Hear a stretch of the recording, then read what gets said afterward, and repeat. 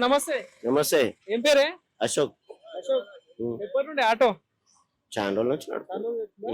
ఎట్లుంది దందా, ఎట్లుంటది ఇది? దందా అయితే ఇప్పుడు లేదు ప్రస్తుతానికి. ఆ, ఇక బస్సులు గిస్సులు ఫ్రీ చేసారు కాబట్టి లేదు. గట్టిగా మాట్లాడాలి కొంచెం. బస్సులు గిట్లా ఫ్రీ చేసారు కాబట్టి లేదు. బాగా ఎక్కువైనట్టున్నాయి ఇక ఆటోలు. ఆటోలు కూడా ఎక్కువనే అయినాయి. ఆ, ఇక ప్రతి ఒక్క పిల్లగాడు అర్థం కాక అందరు నడిపిద్దామని ఆలోచిస్తారు. తోలుడే తోలుడా. ఉద్యోగాలు ఇచ్చుడు లేదు. ఆ, వీళ్ళందరూ ఆటోలు పడతారా? ఆ, అంతేనా? ఆ. ఆ, ఓకే. సో ఎట్లా వస్తుంది? ఎంత వస్తుంది రోజుకి? ఎంత వస్తుంది? రోజుకి ఏమొస్తుంది, 400 ఫైనాన్స్ వస్తుంది. 400 ఫైనాన్స్ అయితే వస్తుంది. ఆ, గిరాకీ మాత్రం లేదు. ఆ? ఇప్పుడు లేకున్నా మామూలుగా ఇప్పుడు సిటీ బండి నడిపిస్తే 500 కిరాయి. ఆ. ఇప్పుడు డిస్ట్రిక్ట్ బండి నడిపిస్తే వేరే వాళ్ళని నడిపిస్తే. 500 కిరాయి. ఇప్పుడు మనం డిస్ట్రిక్ట్ నడిపినాము 400, 100 రూపాయలు డిఫరెన్స్. ఆ, అట్లా ఓకే. సో ఎప్పటి నుండి కూర్చున్నావు? ఖాళీగానే ఉన్నట్టున్నావుగా? ఛాన్సే పోయింది కూర్చొని. గిరాకీ రావట్లే? రావట్లేదు. ఎందుకు అట్లా? ఏమో ఏమో ఇక ఏం చేస్తాం. ఈ ఆటో డ్రైవర్లకి ఫ్రీ బస్ వల్ల ప్రభావం ఉందా? ఆన్లైన్ పెట్టిండు కదా, ఆన్లైన్ లో ఇప్పుడు బైక్ బుక్ చేసుకొని వెళ్ళిపోతారు. ఆ, ఇప్పుడు ఆటోలో ఎందుకు ఎక్కుతారు? ఒక్కరు ఉంటే కంపల్సరీ ఆన్లైన్ వెళ్ళిపోతారు. వెళ్ళిపోతాను. అట్లా అంటే ఇప్పుడు ఫ్రీ బస్ పెట్టడం వల్ల మీ ఆటోలకి ఏమైనా ఇబ్బంది అవుతుందా? ఇబ్బంది కాదా మరి? అవుతుంది. ఆ, ఇప్పుడు అందులో 10 మంది అన్న మా ఆటోలో ఎక్కుతారు కదా, ఆ. అందరు ఎక్కకున్నా కానీ. నలుగురైనా ఎక్కుతారు. ఇప్పుడు అట్లాంటి దెబ్బ తిన్నది కదా. అది ఓకే. సో ఇంకోటి, మీకు ఆటోలకి సంవత్సరానికి 12,000 ఇస్తాను కాంగ్రెస్ గవర్నమెంట్. లే అవి అయితే ఏం లేవు ఇప్పుడు. మరి ఎవరు ఇవ్వలేరు రూపాయి కూడా. ఆ. ఎట్లా అనిపిస్తుంది ప్రభుత్వం పాలన? ఇక ఎట్లా అనిపిస్తుంది, ఇక అట్లనే ఉన్నది, ఇక నడుస్తుంది అట్లా. ఓకే. ఉమ్. ఎవరు సీఎం ఎవరు తెలుసా? రేవంత్ రెడ్డి తెలియకపోవడమేంది, నేను ఇక్కడనే ఉంటా. సో అంటే రేవంత్ రెడ్డి పాలన ఎట్లా అనిపిస్తుంది, కేసీఆర్ పాలన ఎట్లా అనిపిస్తుంది? ఇప్పుడు ఇక ఏమి అర్థమైతలేదు. ఇప్పుడైతే కన్ఫ్యూజన్ లోనే ఉంది ఇప్పుడు. ఇప్పుడు ఇక్కడ ఏరియా ఎమ్మెల్యే చచ్చిపోయాయి. ఇక ఏం డెవలప్మెంట్ ఇక అయిపోయింది. ఇక మళ్ళీ ఆమె గెలుస్తేనే కదా, మరి ఎవరు గెలుస్తారో తెలియదు మనకైతే. సో అంటే గోపీనాథ్ ఉన్నప్పుడు ఎట్లా పనులు ఏమైనా అయినాయి ఆయన? ఇక అట్లనే ఉన్నాయి. ఇప్పుడు మా గల్లీలో వేయలేరు రోడ్లు, తొవ్వీరు కానీ వేయలేరు. వీడియో గల్లీ సైడ్ ఉంటా నేను. ఓకే. తొవ్వీరు కానీ వేయలేరు.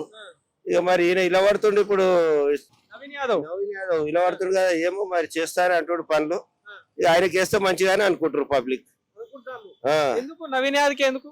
అరే ఆయనకి ఇక్కడ దగ్గర ఉంటాడు, అందుబాటులో ఉంటారు అని ఆలోచన. చాలా మంది బయట కొన్ని రకాలుగా మాట్లాడతారు కదా, ఏదో దందాలు గిందాలు. ఇక ఒక్కొక్కరు ఒక్కో తీరు మాట్లాడుతారు. ఇక అది కూడా మనకు తెలియదు.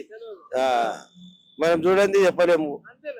ఇక మనకు ఇక మొన్న టీవీలో ఇట్లనే ఒక ఆయన చెప్పిండు, ఆయన మీద ఏమేమో చెప్పిండు. అట్లా అంటారు. మరి మనకు తెలియదు. జూబ్లీహిల్స్ లో ఇప్పుడు ఈ బై ఎలక్షన్ కి అటేమో సునీత వాళ్ళ భార్య నిలబడతా ఉంది, ఈయనేమో నవీన్ యాదవ్ నిలబడతాడు, బీజేపీ నుండి దీపక్ రెడ్డి. సో ఈ ముగ్గురు మధ్యలో పోటీ ఎట్లా ఉంటది అనుకుంటాను? పోటీ అయితే ఇప్పుడు నవీన్ యాదవ్ వచ్చేటట్టు అనిపిస్తుంది ప్రస్తుతానికి. అట్లా వస్తే చేస్తాడు అనే పనులు చేస్తాను చెప్తుండు. ఇక ఎవరు పబ్లిక్ అప్పుడు ఎట్లా ఉంటుందో చెప్పలేము. ఇక చేస్తా అని చెప్తుండు, ఇక అందరూ ఆయన సైడే చూపెడతారు. కానీ మరి ఇక్కడ గోపీనాథ్ వాళ్ళ భార్య, మరి ఇంత ఉంది గోపీనాథ్ చేసిన పనులు చూసి ఏమైనా ఓట్లేరా? ఈ ఎవరిది వాళ్ళకే ఉంటది, వాళ్ళకి ఏరని మనం ఎటు. నేను నవీన్ యాదవ్ వస్తాడేమో అనుకుంటున్నా.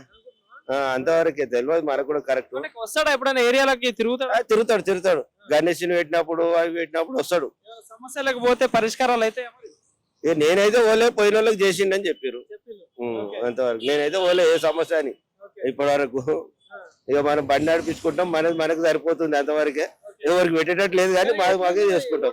పోలీసు వాళ్ళతో ఎట్లుంది ఆటోల పరిస్థితి? కొంచెం పోలీసు వాళ్ళు ఇప్పుడు అయితే ట్రబులే ఇస్తారు. ఆటోలు ఇంతకుముందు ఆపకపోయేది, ఇప్పుడు ఆపుతారు. గోపీనాథ్ ఉన్నప్పుడు ముట్టుకోద్దని చెప్పిండట పోలీసులు. ఏమో మరి నాకు తెలియదు. అప్పుడు ఈయన చెప్తాడు, కేసీఆర్ చెప్తాడు, ఆయన చెప్తుంటారు. గోపీనాథ్ చెప్తే ఎట్లుంటారు ఏమో మరి అది నాకు తెలియదు. ఇప్పుడు మళ్ళీ గవర్నమెంట్ లో సీఎం ఎవరైతే బాగుంటది అనుకుంటారు? రేవంత్ రెడ్డి వస్తేనే బాగుంటదా మళ్ళా, లేకపోతే కేసీఆర్? 3 సంవత్సరాల తర్వాత మాట్లాడదాం. ఇప్పుడు అప్పటి వరకు చూద్దాం మనం ఎట్లా చేస్తాడు. మరి 2 సంవత్సరాలు అయిపోయింది ఆల్రెడీ. అయిపోయింది. ఇక ఒకరు అట్లా అంటారు, ఒకరు అట్లా అంటారు. ఇప్పుడు ఉదాహరణకు అయితే నాకైతే గ్యాస్ పైసలు పడతలేవు. అంటే వాళ్ళు చేసి నేను చేసినప్పుడు ఇక్కడ లేని వాళ్ళు, నేను కొంచెం వేరే ఊర్లో నుండి మళ్ళీ వచ్చినాక తిరిగిన చాలా సార్లు చేయలేరు. నాకైతే గ్యాస్ పైసలు చేయలే, కరెంట్ బిల్ చేయలే. 6 గ్యారెంటీల మీద ఏంది నీ అభిప్రాయం? ఏంది? చేస్తే మంచిగా ఉంటది, అందరూ హాయిగా ఉంటారు. చేయకపోతే ఇట్లనే బాధపడతారు. ఏమో బస్సు అయితే చేసింది. మొగల్లో కూడా రేట్లు పెంచడు ఇప్పుడు మళ్ళా. ఛార్జీలు మరి పెంచాడా మరి ఆ. ఇప్పుడు పెట్రోల్ పైసలు డీజిల్ పైసలు డ్రైవర్ జీతము కండక్టర్ పైసలు వద్దా అంతేనా మరి అటు ఫ్రీ పెట్టుడు ఇటు పెంచుడు ఎందుకు మరి ఆయన వాళ్ళకడే పెంచిండు ఆడోళ్ళకి ఫ్రీ ఉంది మగవాళ్ళకి పెంచిండు ఆయన అంటే ఫ్రీ చేసి ఇటు పెంచుడు మనం ఓట్లు వేస్తారా మరి అరే ఓట్లకు దానికి సంబంధం ఉంది ఆయన ఏం చెప్పుడు నేను ఆడోళ్ళకి ఫ్రీ ఇస్తా అన్నాడు ఆడోళ్ళకి ఇచ్చిండు అంతవరకు కానీ మగవాళ్ళకి పెంచుతా అని చెప్పలే కదా పెంచా అని చెప్పలేడు కానీ డీజిల్ పైసలు కావాలి కదా వాళ్ళకు అందరికి మన మీద చేయకపోతే ఇంకా వేరే మీద చేస్తారు మరి ఇంకెవరి దగ్గర చేస్తారు ఏడికేం చేస్తారు వాళ్ళు మన దగ్గరికైనా తీస్తారు సో అంటే ఫైనల్ ఎట్లుంటది మరి పోరు ఎట్లా ఉంటది జూబ్లీస్ ఏ నవీన్ యాదవే అంటారు ఇప్పుడైతే